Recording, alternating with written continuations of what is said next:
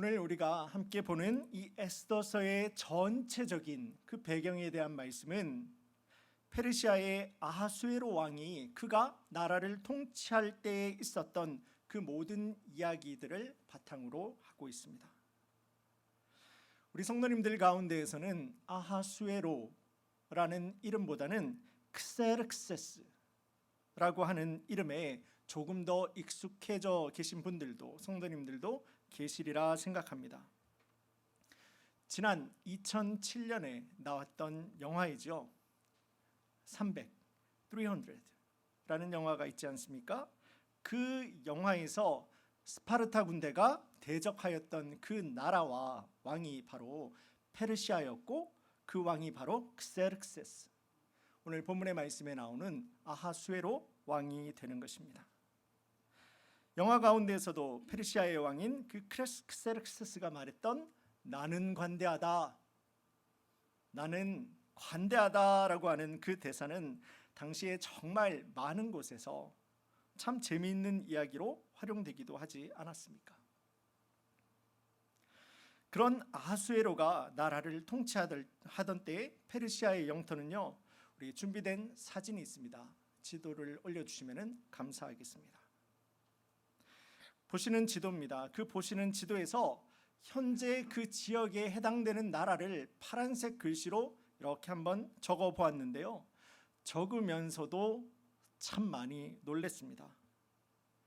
보시는 것과도 같이 당시 그 페르시아라고 하는 나라는요, 저기 노란색 그 영토를 가지고 있었고요, 아시아에서부터 시작이 되게 됩니다. 그리고 아프리카의 북부 지방은 물론이고 유럽에까지 그 페르시아의 손이 미치지 않는 곳이 없을 정도로 그 광대한 영토를 가지고 있었던 나라가 바로 페르시아입니다. 그러기에 에스더서 1장 1절의 말씀에서도 아하수에로는 인도로부터 구스까지, 오늘날 지역으로는 에티오피아입니다. 즉 이집트 밑에 있죠. 구스에까지 127개 지방, 우리 미국식으로 이야기를 한다면 127개 주를 다스리는 왕이 되었다라고 말씀은 기록을 하고 있는 것입니다. 이제 화면 내려주시면 감사하겠습니다. 그 막강하고요, 그 놀라운 힘을 가지고 있었던 아하수에로 왕이 하루는 사람들에게 이 페르시아의 능력, 자신의 힘을 과시하기 위해서 180일 동안 나라의 잔치를 벌이게 됩니다. 그리고 그 잔치의 클라이막스죠, 자신의 아내입니다. 에스더서에서도 기록하기를 그 용모가 보기에 참 참하였던 나의 왕비 와스티를 사람들 앞에 이렇게 보여주고 자랑하면서 나는 그때 당시 최강국이었던 페르시아의 왕으로서 나는 가지지 않은 것이 없다, 나는 모든 것을 다 가지는 그런 존재다라고 자랑하려고 했는데요, 그런데요, 왕비가 나오지를 않는 겁니다. 왕이 부르는데 왕비가 나오지를 않는 거예요. 그렇게 내 말을 듣지 않는 왕비로 인해서 사람들 앞에서 큰 망신을 당했다 생각한 아하수에로 왕은 그대로 왕비 와스티를 폐위해 버리게 되고요, 그 다음에 이어지는 이야기가 바로 영화 300가 되는 것입니다. 바로 이 시기에, 그러니까 에스더서 1장을 마치면서 와스티를 폐위하고 이제 2장으로 넘어가기 전에 페르시아는 유럽에 있었던 그리스와 한판 전쟁을 벌이게 됩니다. 그러나 아하수에로와 페르시아는 그 유럽에 있던 그 나라 그리스에 대해서 처참하게 대패해버리고 말지요. 내 말을 듣지 않던 아내 때문에 사람들 앞에 큰 망신을 당했는데요, 그리고 이어진 그 전쟁에서도 참담한 패배를 경험할 수밖에 없게 됩니다. 그 당시 아하수에로가 왕으로서 가졌던 그 마음의 절망감은 얼마나 컸겠습니까? 그리고 말씀은 오늘 본문의 말씀입니다. 2장으로 넘어오게 됩니다. 1절은 그 후에라고 기록을 하고 있는데요. 곧 아하수에로 왕이 자신의 아내 와스디를 폐위시키게 되고, 그리고 그리스와의 전쟁에서도 최강국 페르시아가 그렇게 처참하게 짓밟히게 되면서 사람의 마음에 화가, 분노가 일어나고 절망감이 생기게 되었을 때에 그 후에라는 말씀이 되는 거죠. 바로 그때입니다. 2장 1절 말씀은 왕이 전처 와스디를 다시 그리워하기 시작하였다라고 말씀은 기록합니다. 우리 성도님들 중에도 보이지 않는 손, invisible hand라고 하는 단어를 기억하시는 성도님들도 아마 계실 것입니다. 중고등학교 시절에 수업 시간에 나오는 그런 단어이지 않습니까? 영국의 경제학자입니다. 애덤 스미스라고 하는 사람이 다음과 같이 이야기를 하게 됩니다. 하나의 물건, 이 물건의 가격은 어떤 국가나 어떤 특별한 사람들이 자신의 이익만으로 이 물건의 가격은 결정해서는 안 되고, 보이지 않는 손, invisible hand라고 하는 보이지 않는 손, 곧 사람들의 자유로운 경제 활동입니다. 사람들의 자유로운 경제 활동에 의해서 물건의 가격은 결정되어야 된다라고 주장을 하게 됩니다. 곧 애덤 스미스가 이야기한 분명히 존재하지만은 그러나 눈에는 보이지 않는 손이라고 하는 것은 사람들의 자연스러운 경제 활동을 이야기하는 것이었고, 또 그것으로부터 자연스럽게 만들어지게 되는 그 시장의 가격이 건강한 것으로 이야기를 한 것입니다. 곧 보이지 않는 손의 중요성을 이 사람은 이야기를 했던 거죠. 다시 에스더서로 돌아오겠습니다. 에스더서에는요, 다른 성경에서는 정말 쉽게 찾아볼 수 있는 단어 한 가지, 굉장히 중요한 단어입니다. 그 한 가지 단어를 절대 찾아볼 수가 없어요. 무엇이겠습니까? 하나님, 여호와 또는 여호와 하나님이라고 하는 단어를 에스더서에서는 찾아볼 수가 없어요. 바로 그 이유 하나 때문에 이 성경이 정경, 캐넌이라고 하죠. 지금 우리가 가지고 있는 66권의 성경으로 묶여지는 과정에서도 참 많은 논의가 있었던 성경이 바로 이 에스더서가 되는 겁니다. 그러나 우리 성도님들 에스더서를 이렇게 보신 분들도 잘 알고 계시겠지만은 에스더의 말씀은요, 처음부터 끝까지 한 어조로 모든 역사의 주관자는 아버지 하나님 한 분 되심을 분명하게 선포하고 있습니다. 말씀 가운데에서요, 단어로 등장하지 않는다고 하더라도 그 말씀 가운데서 우리의 두 눈으로 보이는 그 단어로 보여지지 않는다고 해서 바벨론 포로로 이끌려간 이스라엘 백성들을 하나님은 단 한순간도 놓지 아니하시고 그 살아서 역사하시는 하나님의 그 능력의 손으로, 보이지는 않지만은 하나님의 그 능력의 손으로 붙들어 인도하시는 분이 바로 우리 주 아버지 하나님 한 분이시다라는 사실을 에스더서는요, 끊이지 않고 꾸준하게 증거하고 있다라는 말입니다.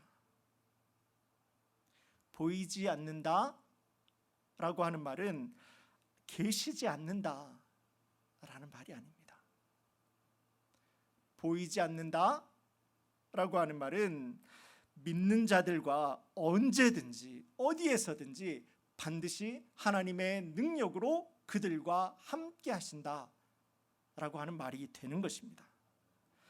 오늘 본문의 말씀은 그 살아서 역사하시는 하나님께서 하나님의 뜻과 하나님의 비전을 이루시는 일에 우리의 눈으로는 보이지 않지만은 그 능력의 손으로 하나하나 에스더를 준비하시고 에스더를 예비하시고 에스더를 붙들어 인도하시는 하나님의 말씀을 꾸준하게 증거하고 있습니다.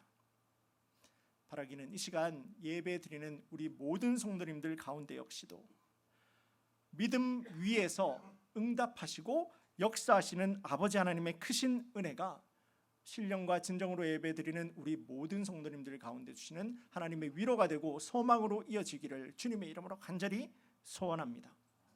이 시간 우리 성도님들과 함께 먼저 나누기를 원하는, 우리의 눈에 보이지는 않지만은 살아서 역사하시는 하나님의 손길, 살아서 인도하시는 하나님의 그 능력, 그것은 먼저 페르시아에서 왕후를 새로 뽑게 되었는데 그 왕후를 선택하는 기준이요, 아리따움,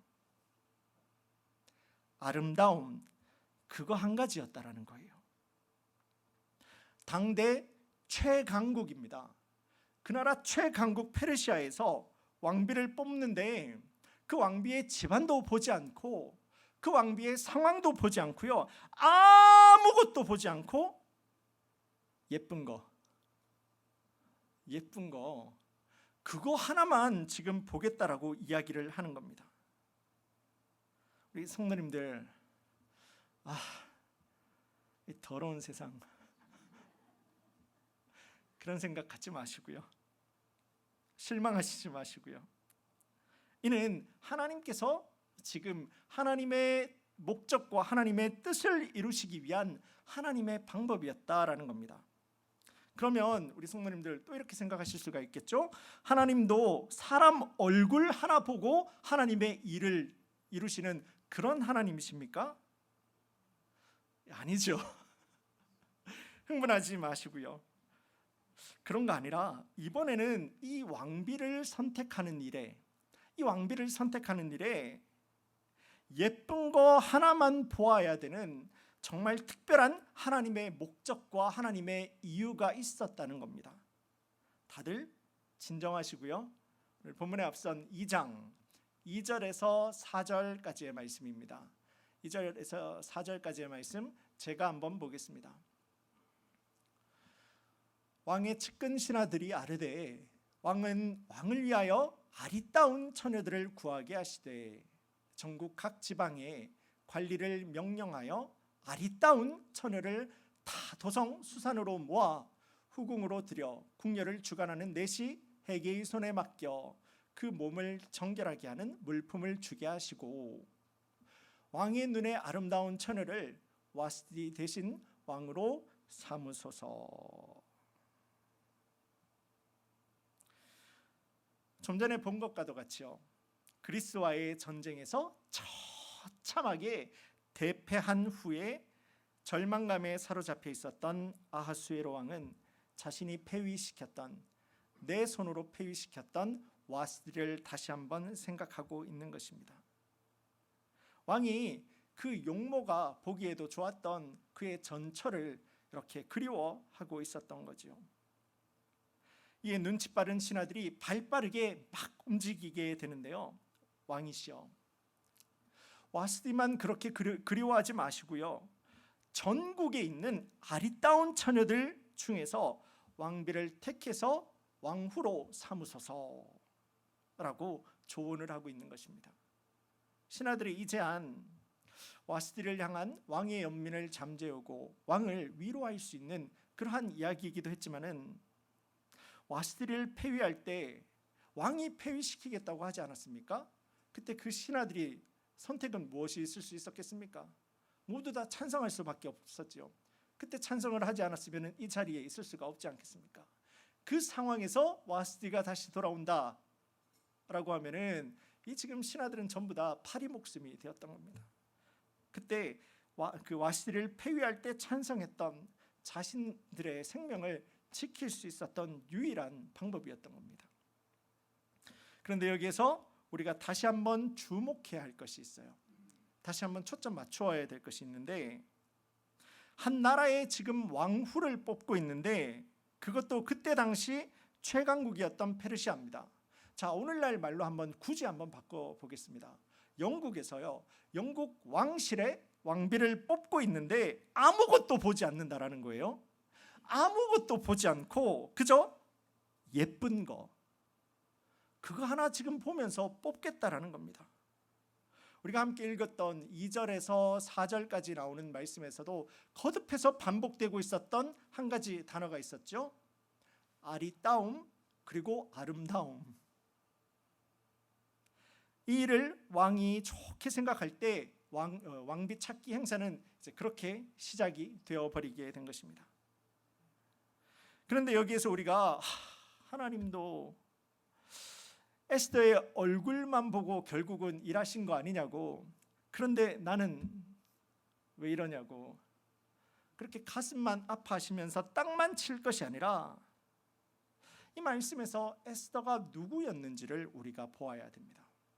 에스더가 누구였는지를 우리가 다시 한번 찾아보아야 됩니다.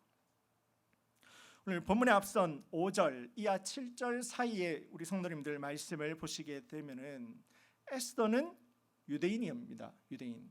그 말이 무엇이죠? 네, 그때 당시 바벨론의 포로로 잡혀와서 페르시아까지 그대로 있을 수밖에 없었던 포로였다는 거예요. 에스더의 신부는 페르시아의 포로입니다. 그리고 에스더는 부모가 없이 사촌 오빠인 모르드게의 손에서 자라나게 됩니다. 말씀은 더 이상 자세하게 기록하고 있지는 않지만은 지금 이방 땅의 포로로 잡혀와서 부모님도 안 계십니다. 사촌 오빠의 도움으로 성장할 수밖에 없었던 에스더의 환경이 과연 그리 넉넉하고 그리 좋았겠습니까? 그런 배경을 가지고 있는 에스더에게 페르시아 왕실의 엄격한 왕비 자격을 갖다 대게 된다라면은 누가 봐도 에스더는 이 왕후의 후보 자리조차도 올라갈 수가 없었을 것입니다. 그러나 왕비를 선발하는 기준이 아무것도 보지 않고 그저 단순하게 아름다움만 보고 왕후를 뽑는다고 한다면 이야기는 어떻게 되겠습니까? 바로 이것이요, 사람의 생각과 사람의 한계를 뛰어넘은 하나님께서 하나님의 일을 이루어 가시는 하나님의 역사이고 하나님의 방법이 되는 것입니다. 다른 말로 바꾸어 보면은 하나님의 섭리라고 하죠. 눈에는 보이지는 않지만은 살아서 역사하시는 하나님의 손길은 하나님의 뜻과 하나님의 비전을 이루어가는 일에 나라의 왕비가 되는 규칙까지도 하나님께서는 섬세하게 세심하게 개입하시고 역사하셔서 결국은 외모만 아름다운 것이 아니라 그의 믿음, 그의 신앙까지도 아름답고 참 보기 좋았던 이 에스더를 하나님께서는 붙들어서 그를 왕후의 자리까지 올려버리신 것입니다. 무엇 때문에요? 하나님의 일을 완성하시기 위해서입니다. 하나님의 일을 완성하시는 겁니다. 여기에 대한 조금 더 자세한 내용은 우리가 말씀을 계속 보면서 더 구체적으로 보겠습니다. 그리고 두 번째로 보기를 원하는 눈에는 보이지는 않지만은 우리 눈에는 보이지 않지만은 살아서 역사하시는 하나님의 손길, 하나님의 인도는 은혜라고 하는 단어로 정리해 볼 수 있습니다. 자, 먼저는 왕비를 뽑는 기준을 정하는 거, 왕비를 뽑는 기준을 만드는 일에 다른 것이 아니라 예쁜 거 하나만 보는 것으로 보이지 않으시는 하나님께서는 그렇게 인도하셨죠. 하나님께서는 역사하셨습니다. 두 번째입니다. 그 두 번째가 은혜다라고 하는 겁니다. 아리따운 왕비를 뽑겠다는 어명이 전국에 전해지게 되었을 때 각 지방에서 내놓으라 하는 미인들이 지금 왕이 살고 있는 수상궁으로 모여들지 않았겠습니까?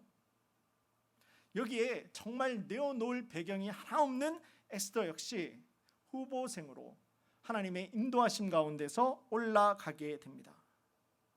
그런데요, 그렇게 하고 많은 왕비 후보생들 가운데에서도 이들을 관리하게 되는 헤게라고 하는 사람은요, 말씀에 보는 것과도 같이 에스더를 좀 더 좋게 보고 그에게 은혜를 베풀었다. 말씀은 기록하고 있습니다.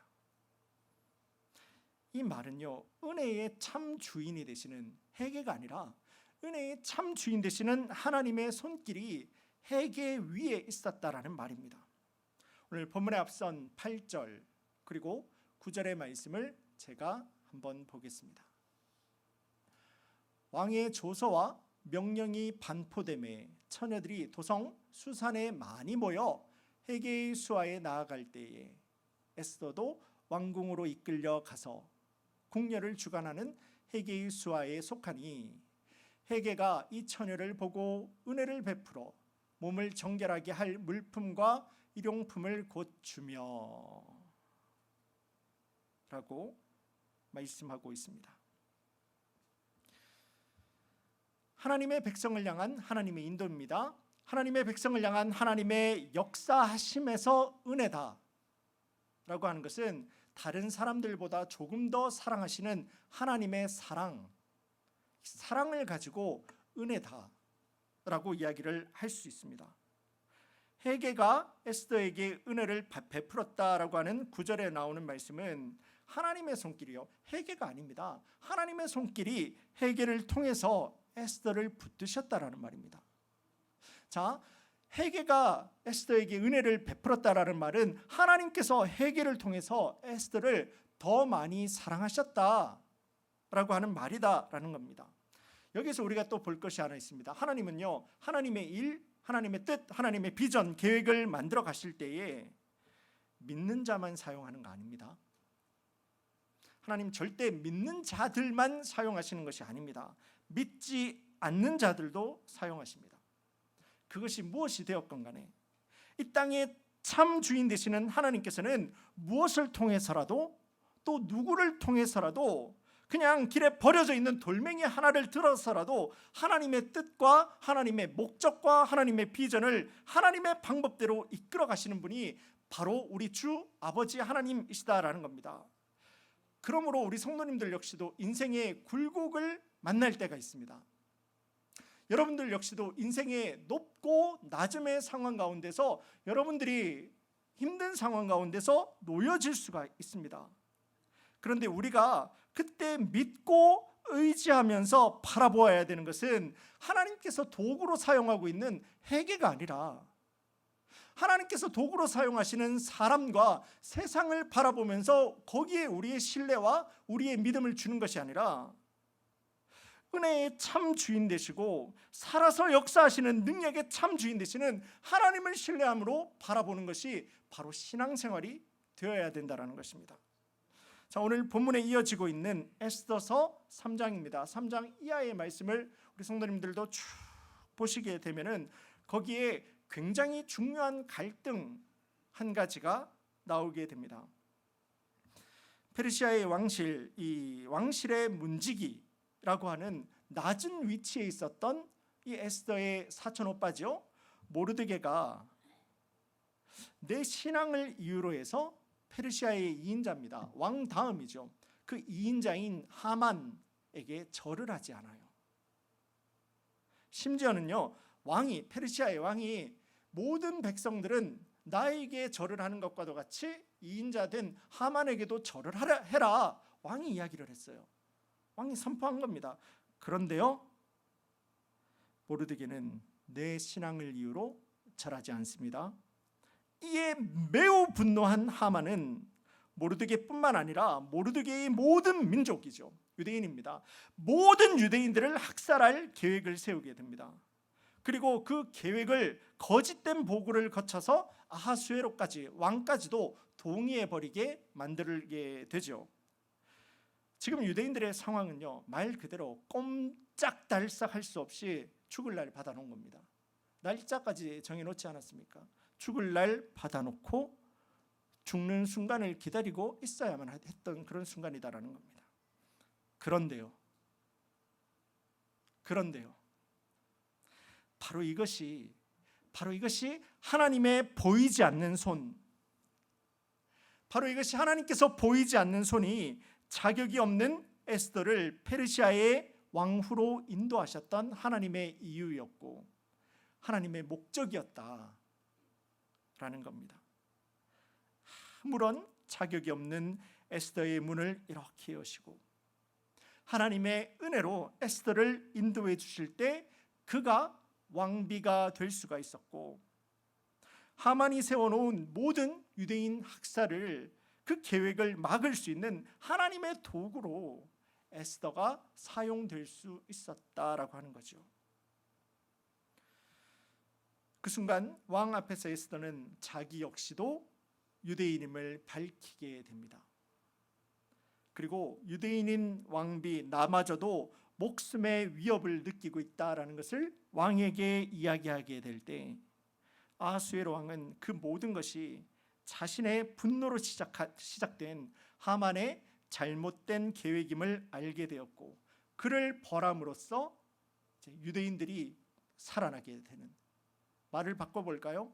유대인들이 구원받게 되는 하나님 놀라운 역사로 인도하신 것입니다. 하나님의 보이지는 않지만은 지금도 살아계셔서 역사하시는 그 능력의 손으로 하나님께서는 에스더를 먼저 붙드셔서, 에스더를 먼저 축복하셔서, 에스더의 삶을 인도하셔서, 그래서 지금까지 그 모든 유대인들의 구원을 계획하셨고 예비하셨고 준비하셨고 이끌어 오셨다라는 말씀입니다. 사랑하는 우리 라스베가스 커뮤니티 교회 성도님 여러분, 이 세상과 이 세상의 역사는요, 나라의 권력을 잡은 사람, 힘 있는 사람들이 이 땅을 끌고 가는 것 같고, 조금 더 한번 좁혀볼까요? 여러분들의 삶, 여러분들의 인생 역시도 내가 내 인생을 고민하고 내가 내 인생을 생각해서 내가 결정하는 대로 내 인생을 살아가는 것과도 같이 생각될 때도 있으시겠지만은요, 그거 아닙니다. 그거 아니에요. 하나님께서는 하나님의 선택한 사람, 하나님의 구원을 선택한 사람, 그 단 한 명도 놓치지 않기 위해서, 그 영혼을 반드시 살리시기 위해서, 구원하시기 위해서 하나님의 보이지 않는 손은 지금도 하나의 착오도 없이 하나님의 모든 사람들의 삶을 붙들어서 인도하시는 거고, 이 땅의 그 모든 역사를 하나님의 구원 사역을 위하여서 우리 모든 성도님들의 한 분 한 분의 삶을 이끌어 가시고 모든 나라와 역사를 이끌어 가시는 분이 바로 우리 주 아버지 하나님 한 분이시다라는 겁니다. 하나님은요, 하나님의 뜻을 이루시기 위해서 단 한순간도 쉬지 않고 역사하시는 분이십니다. 그러기에 그 모든 고민과 갈등의 시간을 지나 이 모든 것이 다 하나님의 계획이었구나 라는 것을 알고 하나님께서 인도하셨음을 알게 되는 순간, 우리는 우리의 무릎을 탁 하고 치면서 이렇게 고백할 수밖에 없지요.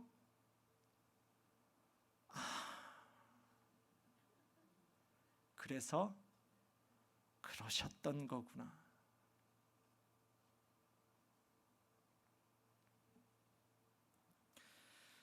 하나님은 하나님의 일을 만들어 가실 때에 우리의 눈으로는 보이지 않지만은, 그리고 우리의 머리로는 도저히 동의가 되지 않지만은, 한치의 차허도 없이 그 능력의 손으로 하나님의 일을 이루신다. 이 말씀 앞에 우리 모든 성도님들 이 시간 그 말씀 앞에 서게 됩니다. 우리 성도님들, 이 말씀 앞에 서는 나는 이 말씀을 내 인생에 어떤 말씀으로 받기를 원하십니까? 1917년입니다. 러시아 제국에서 러시아 소비에트 연방공화국으로 이제 넘어가게 되죠. 그 러시아 공산당 혁명이 일어나게 됩니다. 그런데 그때 교회에서 일어났던 중요한 일은 무엇인지 아십니까? 그 일이 일어나기 직전 일주일입니다. 바로 그때 러시아 교회 신부들이 한자리에 모여서 이런 이야기를 하게 됩니다. 미사죠. 미사를 집례하게 될 때 신부들은 황금색 가운을 입어야 되나, 빨간색 가운을 입어야 되나, 이 문제로요 러시아 교회가 그렇게 피 터지게 싸웠다라고 합니다. 그게 그렇게 서로의 멱살을 잡아가면서까지 싸워야 되는 문제입니까? 그게 성경적인 겁니까? 예수님이 황금색 옷 입고 사역하셨습니까? 빨간색 옷 입고 예수님께서 사역하셨습니까? 그렇게 교회가 정신 못 차리고 복음의 본질에서 떠나서 비본질적인 것에 사로잡히게 될 때, 그 일주일이 끝나게 될 때 러시아 제국이 멸망하게 되고 소비에트 연방공화국이 시작이 되었다고 합니다. 교회가 비본질적인 것에 사로잡히게 되면은 본질적인 것을 반드시 놓쳐버릴 수밖에 없을 겁니다. 혹시나 우리 성도님들 가운데에서도 내가 예수님과 복음과 예배가 아니라 비본질적인 것들로 인해서 마음의 어려움을 가지고 계신 성도님들 혹시나 우리 가운데 있으십니까? 이 비본질적인 내용들 물론 중요합니다. 교회의 전통, 또 그 교회의 문화, 또는 성도님들 한 분 한 분이 가지고 계시는 신앙의 귀한 그런 경험들은 분명히 교회 안에서, 교회에서 존중을 받아야 되는 귀한 교회의 자산입니다. 그런데요, 참 생명 되시는 유일한 길 되시는 예수님과 복음, 그리고 예배 앞에서, 우리의 창조 목적이지 않습니까? 그 예배 앞에서, 신앙의 본질이라고 하는 예수님과 복음과 예배 앞에서 다른 신앙의 비본질적인 것들이 이 신앙의 본질을 덮어버리게 된다면, 우리 교회의 중요한 문제가 본질이 아니라 비본질로 인하여서 우리 성도님들이 흔들리게 된다면 그것만큼 안타까운 일이 세상에 또 어디 있겠습니까? 그런 안타까운 신앙이 또 어디 있겠습니까? 보이지 않는다라고 하는 말은 계시지 않는다는 말이 아니라, 보이지 않는다는 말은 어디에서도 어느 곳에서도 그 능력의 손으로 그 사람을 붙드사 믿는 자의 믿음 위에서 반드시 응답하시고 역사하시는 하나님의 뜻과 계획을 이루어 가시는 하나님의 그 능력이다 라는 사실을 오늘 말씀을 통해서 우리 성도님들과 함께 보았습니다. 바라기는요, 오늘 주시는 말씀 앞에 나는 다른 것이 아니다, 나는 다른 것이 아니다, 오직 주님 기뻐하시는, 정말 주님께서 정말 기뻐하시는 신앙의 본질적인 것을 붙들 때에 예수님입니다. 복음입니다. 예배에 승리하는 우리 모든 성도님들이 되실 때에, 나는 예수로 가난해졌는데 그의 풍성함이, 그의 풍요로우심이 우리 모든 성도님들 믿음 가운데서 든든히 서는, 신앙의 본질 가운데서 든든히 서기를 믿음으로 결단하는 우리 모든 성도님들에게 지혜가 되고 응답이 되고 방법이 되고 능력으로 이어질 수 있기를 주님의 이름으로 간절히 축원합니다. 다 함께 기도드리겠습니다.